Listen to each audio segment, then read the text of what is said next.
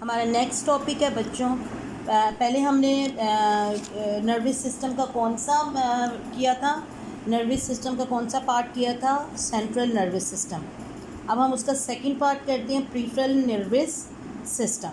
इसके बारे में देखते हैं। Prefrontal nervous system is consist of the network, prefrontal nervous system और PNC consist of network of nerves, and these are two types of nerves in the peripheral nervous system. पहली है cranial nerves और दूसरी है spinal nerves. cranial nerves जो सी है ये वो nerves होती हैं जो ब्रेन पे राइज करती हैं, जो ब्रेन में मौजूद होती हैं, और spinal nerves वो होती हैं जो स्पाइनल कॉर्ड में होती हैं। अब जो क्राइनल नर्व्स हैं वो हैं, उनकी तादाद कितनी है? 12 पेयर्स हैं। 12 pairs mean there are 24 cranial nerves in our brain. And spinal nerves की कितनी तादाद है? 31 pairs. 31 pairs mean 62 spinal nerves in spinal cord of the human body.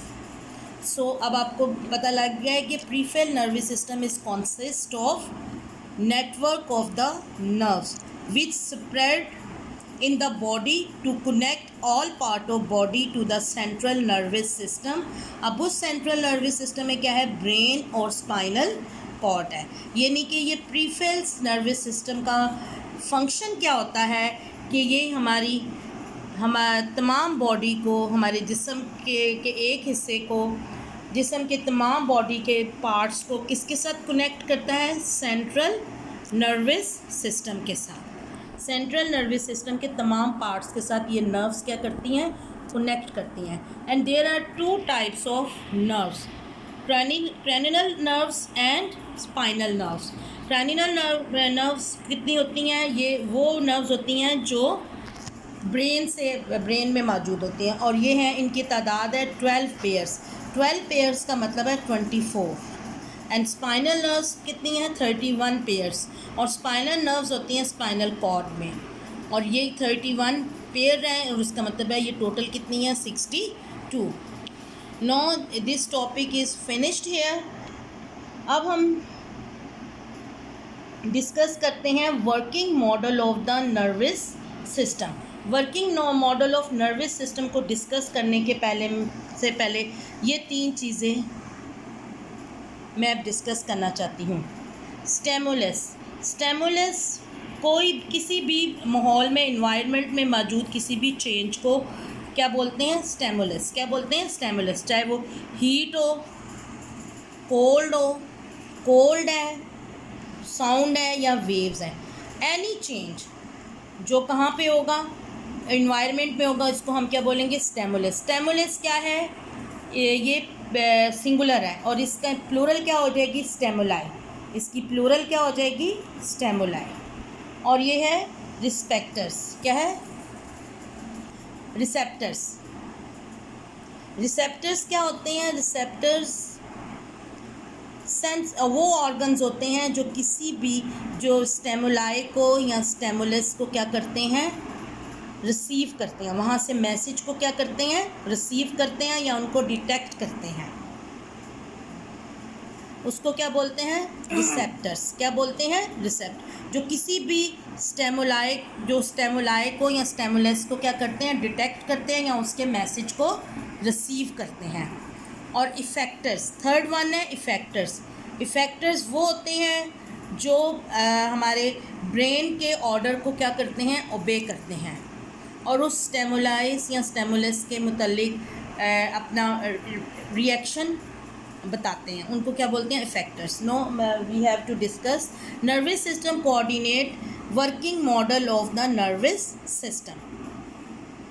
Nervous system coordinates all body part function. It also detects the change in the environment and produces the response to the change.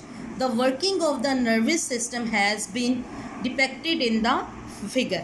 अब ये देखें, यहाँ पे इस figure को आप गौर से देखें। ये एक ब्रेन यानी कि एक इंसान को दिखाया गया, उसका फेस है। कि वो क्या फील कर रहा है, थ्रस्ट, चेंज है एनवायरनमेंट में, ये चीज़ इसने फील की है। और ये क्या है, अब रिसेप्टर्स ने इसको डिटेक्ट किया है, रिसेप्टर्स ने इसको क्या किया है, डिटेक्ट किया है। अब ये मैसेज कहाँ तक पहुँचा है, ब्रेन तक।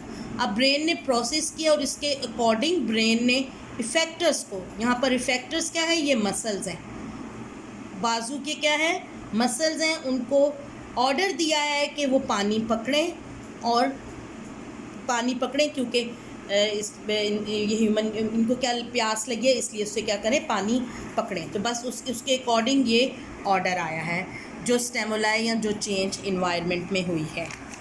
नेक्स्ट है any change in the environment external and internal, चाहे वो चेंज इन्वायरमेंट में एक्सटर्नल हो या इंटरनल हो, that can be detected by a receptors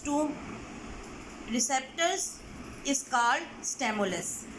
Plural stimuli, heat, cold, pressure, sound, waves, etc. are the example of stimuli.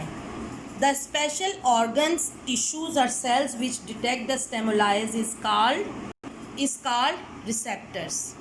वो चीज़ें जो इनको डिटेक्ट करती हैं क्या कहलाती हैं, रिसेप्टर्स। ये हम पहले ही डिस्कस कर चुके हैं।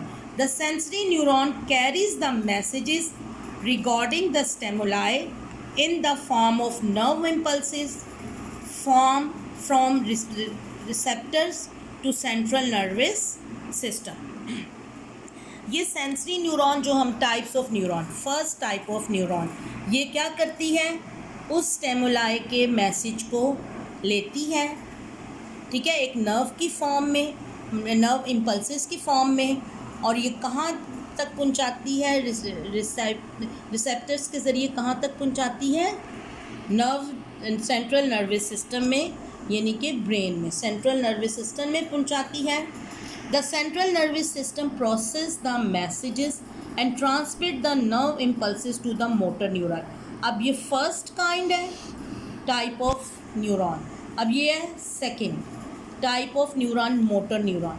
एंड द मोटर न्यूरॉन क्या करते हैं, मोटर न्यूरॉन इस इन पर्स ये ब्रेन क्या करता है, मोटर न्यूरॉन को ये मैसेज कन्वे करता है। अब मोटर न्यूरॉन इन नर्व इम्पल्सिस को कहाँ पर लेके जाते हैं, the motor neuron carry the nerve impulses to part of the body which produce response, उन पार्ट ऑफ बॉडी में लेके जाते हैं जो रिस्पॉन्स देते हैं, और वो क्या है, इफेक्टर्स, जो हम पहले डिस्कस कर चुके हैं। Such parts are called effectors, और इनमें क्या शामिल है, muscles and gland in the body act as a effector. Muscles और ग्लैंड जो से हैं वो एक्ट करते हैं एज अ इफेक्टर्स, वो इसके मुताबिक रिस्पॉन्स देते हैं, उनको हम क्या बोलते हैं, इफेक्टर्स। अब यहाँ पर टू टाइप्स सेंसरी न्यूरॉन और मोटर न्यूरॉन है जो इधर आई हैं। मोटर न्यूरॉन क्या करती हैं, वो इफेक्टर्स को मैसेज देती हैं इन नर्व इम्पल्सिस के। Okay student,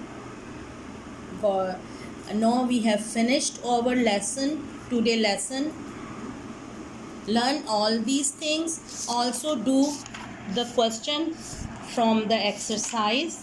Question number 1.6 and question number 1.7. Explain the central nervous system and describe the peripheral nervous system. और अच्छी तरह से प्रेजेंटेशन बहुत अच्छी हो आपके क्वेश्चन की, अच्छी तरीके से हेडिंग्स देकर और दोनों की डायग्राम्स बनानी है, ठीक है आपने, और अच्छे तरीके से काम करना है, ठीक है, और इनको अपनी कॉपीज़ पे करना है और इन दोनों क्वेश्चंस को लर्न भी करना है। Okay student, have a very good day and God bless you all.